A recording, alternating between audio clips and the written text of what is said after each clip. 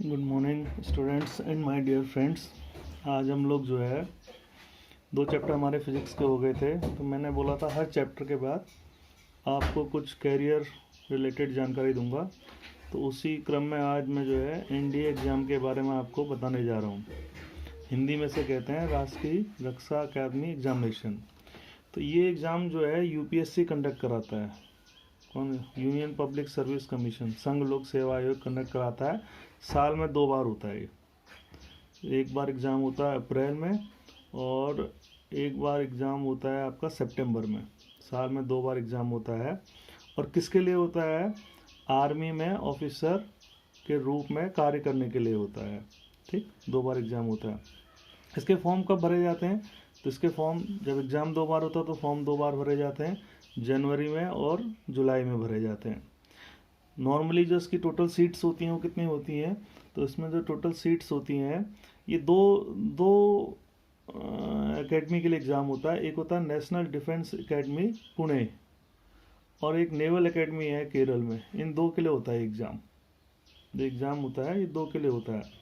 जो national defence academy है इसमें तीनों विंग की ट्रेनिंग होती है, आर्मी की भी, नेवल की भी और एयरफोर्स की भी।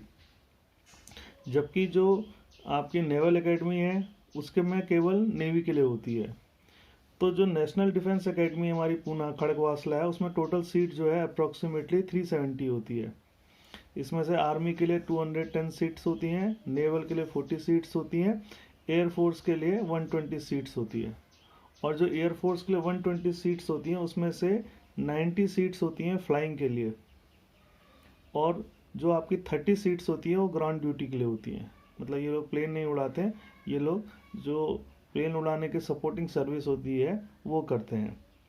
यहाँ पर एक चीज़ मैं तुम्हें बता दूं कि जो एयरफोर्स में प्लेन पायलट के लिए होती है उसके लिए एक टेस्ट होता है PABT test, pilot aptitude battery test, pilot aptitude. तो ये एक ही बार होता है। जैसे एनडीए तो आप कई बार दे सकते हैं, 4 अटैम्प्ट 5 अटैम्प्ट है। लेकिन अगर आप पायलट एप्टीट्यूड बैटरी टेस्ट में एक बार फेल हो गए तो फिर आप ये वाला टेस्ट दोबारा कभी नहीं दे सकते हैं। कहने का मतलब पायलट ये वाला टेस्ट आप फेल हो गए तो दोबारा पायलट नहीं बनेंगे। हाँ, एयरफोर्स में जा सकते हैं लेकिन फिर आप कहाँ जाएंगे? ग्राउंड ड्यूटी में जाएंगे। और जो नेवल एकेडमी मैंने बताया केरल में है उसके लिए 50 सीट्स हैं। तो ऑल टुगेदर ये लगभग 420 सीटें हाफ ईयरली के हिसाब से हो जाती हैं और 840 सीट्स जो है एनुअल के हिसाब से हो जाती है। इसका मतलब कि साल भर में एनडीए के माध्यम से हमें जो है लगभग 840 जो है ऑफिसर्स जो हैं वो रिक्रूट होते हैं। अब इनका जो ट्रेनिंग शेड्यूल होता है वो कैसे होता है?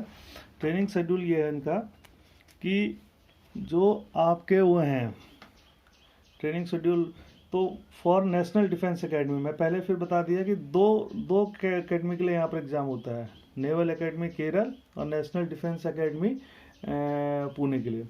तो जो नेशनल डिफेंस एकेडमी कैडेट्स होते हैं, ट्रेनिंग इनके 2 पार्ट्स में ट्रेनिंग होती है। पहले 3 साल जो ट्रेनिंग होगी वो एनडीए पुणे में होगी, उसमें से भी 2.5 साल जो है तीनों विंग के लिए सेम होती है, आर्मी नेवल के लिए 6 महीने फिर अलग अलग होती है।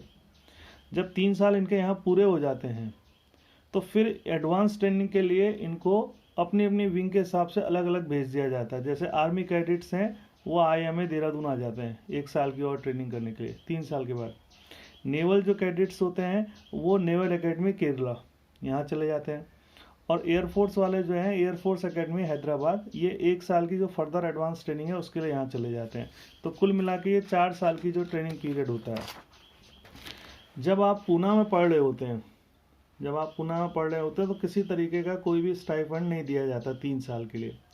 लेकिन जब आप 3 साल के बाद फिर अपनी रिस्पेक्टिव ब्रांच, आर्मी, नेवी और उसके हिसाब से जब आप एडवांस ट्रेनिंग में जाते हैं तो फिर पहले कैडेट्स कहा जाता है, फिर जेंटलमैन कैडेट्स कहा जाता है। और उनको स्टाइफंड कितना मिलता है? पर मंथ 56,100 रुपये स्टाइफंड मिलता है। जब आप ट्रेनिंग कंप्लीट कर लेते हैं सक्सेसफुल 4 साल की, पासिंग आउट हो जाते हैं, तो फिर उसके बाद आपको जो है ज्वाइनिंग दी जाती है, ये आपको जो आर्मी में, नेवी में, एयरफोर्स में। अच्छा, यहाँ पर मैं एक बात बता दूं कि पूरा 1 साल का ये प्रोसीजर होता है। इसके सिलेक्शन का जो प्रोसीजर होता है पूरा 1 साल का होता है। जैसे जनवरी में ऐड आया, अप्रैल में आपका एग्ज़ाम होगा, मई जून के बाद, मई में आपका रिजल्ट आएगा, जुलाई अगस्त सितंबर एसएसबी होगा, फिर नेक्स्ट जनवरी के आसपास आपकी ज्वाइनिंग होगी। तो फॉर्म भरने से लेकर ठीक 1 साल के बाद अगर आप कंप्लीट कर लेते हैं तो आपकी ज्वाइनिंग एकेडमी में हो जाएगी। जब आपका कोर्स पूरा हो जाता है तो फिर आपको जो है आर्मी में जो फर्स्ट पोस्टिंग मिलती है वो लेफ्टिनेंट की मिलती है, और वो जो है लेवल 10 में उनको रखा जाता है। इसमें भी लेफ्टिनेंट होता है, इसमें फ्लाइंग ऑफिसर की मिलती है, ठीक। लेकिन ये केवल लेवल में है, इसमें नंबर ऑफ वेरियस अलाउंसेज होते हैं, जैसे वेल फर्निश्ड हाउस होता है, व्हीकल होता है, ड्राइवर होता है, ये सब चीज़ें होती हैं। तो उस बारे में हम लोग डिटेल में बात नहीं करेंगे, लेकिन एक मोटा मोटा एक अच्छी लाइफ होती है। फिर जब ये ट्रेनिंग आपकी कंप्लीट हो जाती है तो आपको फिर एक ग्रेजुएशन का भी सर्टिफिकेट मिलता है। ये अच्छी बात है कि आप 12th करके गए और ग्रेजुएशन आपको जो है वहाँ पर कराया जाता है। तो जो आर्मी वाले हैं वो अपना ग्रेजुएशन बीएससी ले सकते हैं, बीएससी कंप्यूटर साइंस या बीए ले सकते हैं। नेवल वालों को बीटेक की डिग्री मिलती है, और एयरफोर्स में बीटेक भी मिलती है और बीएससी भी मिलती है। और ये सारी डिग्रियाँ जो है कौन अवार्ड करता है? जेएनयू से अवार्ड होते हैं। तुम्हें पता होगा जेएनयू एक प्रेस्टिजियस यूनिवर्सिटी है, वो इन सब को अवार्ड करता है, डिग्री को अवार्ड करता है। अब बात करते हैं एलिजिबिलिटी। तो सिटीजन ऑफ इंडिया ये तो सब फिल कर लेंगे। सिटीजन ऑफ भूटान, नेपाल ये भी भर सकते हैं। एज लिमिट, तो एज लिमिट जो है 15.5 से 18.5 साल तक है, आप इसमें दे सकते हैं, ठीक। एजुकेशनल क्वालिफिकेशन आर्मी विंग के लिए, आर्मी विंग के लिए 10+2 पैटर्न के हिसाब से 12th पास होना चाहिए या 12th अपीयरिंग होना चाहिए। जैसे मान लीजिए आपने अप्रैल में मार्च तक आप 11th पास कर लिए हैं, तो अप्रैल में जो एग्ज़ाम आ रहा है 12th का, उसमें आप अपीयर हो सकते हैं, और अगले साल जनवरी में भी हो सकते हैं। कहने का मतलब 12th करते करते भी आप 2 बार इसमें अपीयर हो सकते हैं। और किसी भी स्ट्रीम में आर्मी के लिए, साइंस हो, कॉमर्स हो, या आप एनआईओ से भी पढ़े हैं तब भी आप कर सकते हैं। लेकिन एयरफोर्स और नेवल विंग के लिए 12th पास या 12th अपीयरिंग, लेकिन इसमें फिजिक्स और मैथमेटिक्स आपके पास 12th में होना ज़रूरी है। ये आर्मी विंग के लिए ज़रूरी नहीं है। आर्मी विंग के लिए कोई भी स्ट्रीम का बच्चा अपीयर कर सकता है, चाहे वो वाणिज्य वर्ग हो, चाहे वो कला वर्ग हो, चाहे विज्ञान हो। लेकिन एयरफोर्स और नेवल के लिए जो साइंस स्टूडेंट है, जिसने फिजिक्स और मैथमेटिक्स 12th में पढ़ी है, वही दे सकता है। एग्जामिनेशन फ़ीस 100 रुपये होती है फॉर जनरल, और SC ST, यहाँ पर एक और चीज़ है, डिफेंस पर्सनल, मतलब जिनके पापा मम्मी डिफेंस पर्सनल है, उनके लिए कोई फ़ीस नहीं होती है। अब एग्जामिनेशन का आ गया मेन।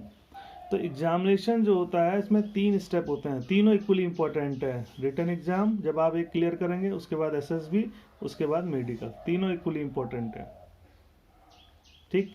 ये टोटल 900 मार्क्स का होता है, ये भी 900 मार्क्स का होता है। तो रिटन एग्जाम में 2 पेपर होते हैं आपके। पेपर फर्स्ट होगा मैथमेटिक्स का, 2.5 घंटे का होगा, 300 मार्क्स का होगा, 120 क्वेश्चन होंगे। दूसरा पेपर जनरल एबिलिटी टेस्ट होगा, ये भी 2.5 घंटे का होगा। नॉर्मली ये 10 से 12:30 होता है, ये 2 से 4:30 होता है। इसमें 600 क्वेश्चन होंगे, और 600 क्वेश्चन होंगे, 600 मार्क्स का होगा, और 150 इसमें क्वेश्चन होंगे, ठीक। 2 पेपर होंगे, मैंने बता दिया। मैथमेटिक्स का जो पेपर है, ठीक, उसके लिए जो सिलेबस है वो है 11th-12th का जो NCERT सिलेबस है, वही मैथमेटिक्स के लिए है। और जनरल एबिलिटी टेस्ट में इंग्लिश आएगी आपकी 200 मार्क्स की। 200 मार्क्स की मतलब 4 मार्क्स का एक क्वेश्चन है, तो यहाँ पर 50 क्वेश्चन इंग्लिश के आएंगे आपके। और जनरल नॉलेज तो 100 क्वेश्चन यहाँ से आएंगे, तो कुल मिला के 150 क्वेश्चन होंगे। जनरल नॉलेज में general science, social study, geography और करंट इवेंट के बारे में होंगे। दोनों पेपर में नेगेटिव मार्किंग भी है भाई। अगर आपका सवाल सही होता है मैथ्स में तो 2.5 मार्क्स मिलेंगे, और एक गलत होता है तो 0.83 मार्क्स डिडक्ट हो जाएंगे। अगर दूसरे पेपर में आपको 4 मार्क्स का एक क्वेश्चन है, और अगर आपका गलत हो जाएगा तो 1.33 आपके जो है नंबर कट जाएंगे। कट ऑफ की बात कर लेते हैं। नॉर्मली जो कट ऑफ जाता है 25% में लगभग ये पेपर क्वालिफाई हो जाता है। जैसे 900 नंबर का आपका टोटल रिटर्न एग्जाम है, तो 250 से 300 के बीच में इसका कट ऑफ जाता है, थोड़ा एयर टू एयर वेरी करता है। अब उसके बाद अगर आपने मेडिकल में रिटर्न एग्जाम क्वालिफाई कर लिया, पेपर में आपका रिजल्ट आउट हो गया, तो फिर ये आपको अपना अकाउंट खोलना पड़ता है आर्मी की साइट पे जाके, और उसमें फिर आपको SSB के लिए मेल आएगा कि भाई आपको कहाँ जाना है, एसएसबी क्या देना है, कैसे मतलब किस जगह जाना है। तो आर्मी के लिए अगर आपने ऑप्शन आर्मी भरा है तो इसके 4 सेंटर हैं, इलाहाबाद, भोपाल, कपूरथला और बेंगलोर। और एयरफोर्स के देहरादून है, मैसूर है, गांधीनगर है और वाराणसी। और नेवी के लिए बेंगलोर, भोपाल, कोयम्बटूर, विशाखापट्टनम और कोलकाता। तो नॉर्मली जो होता है घर के पास वाला ही मिल जाता है आपको।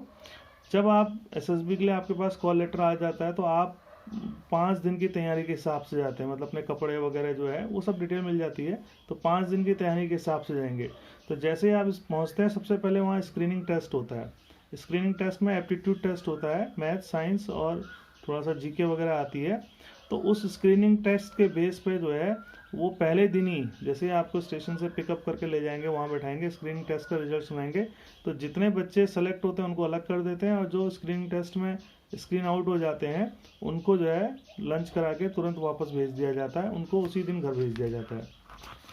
उसके बाद जो बच्चे बच जाते हैं तो उनका 4 दिन का एक कॉम्प्रिहेंसिव टेस्ट होता है, जिसमें साइकोलॉजिकल टेस्ट होता है, ग्रुप टास्क टेस्ट होता है और पर्सनल इंटरव्यू होता है।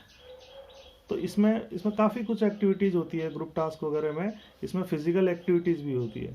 तो लास्ट दिन उसमें जो है फिर कॉन्फ्रेंस रूम में इकट्ठा करके फिर रिजल्ट सुना दिया जाता है। तो जो पास आउट हो जाते हैं वो मेडिकल के लिए वहीं रुक जाते हैं और बाकी बच्चे जो है घर चले जाते हैं। तो फिर उनका मेडिकल होता है, 3 से 4 दिन के बाद फिर इनको घर भेज दिया जाता है और फिर इनके पास ज्वाइनिंग लेटर आता है। तो बहुत बढ़िया कैरियर है, बहुत रिस्पेक्टफुल कैरियर है। एक मॉनेटरी पॉइंट ऑफ व्यू से नहीं देखिए, सिक्योर कैरियर है, अच्छा कैरियर है। तो जो लोग जाना चाहते हैं वो अभी से अपनी तैयारी में लग जाएं। बुक्स रिकमेंडेड में कोई ऐसा बहुत पढ़ाकू बच्चा नहीं चाहिए इसमें। आपको इंग्लिश, एक न्यूज़पेपर आप पढ़ लीजिए, इससे आपकी इंग्लिश इंप्रूव होगी और आपको करंट इवेंट जितने भी हैं वो आ जाएंगे। मैथमेटिक्स के लिए सबसे बढ़िया एनसीईआरटी की 11th-12th आप कर सकते हैं, सफिशिएंट है। और थोड़ा और ज़्यादा करना है तो आरडी शर्मा आप कर लें।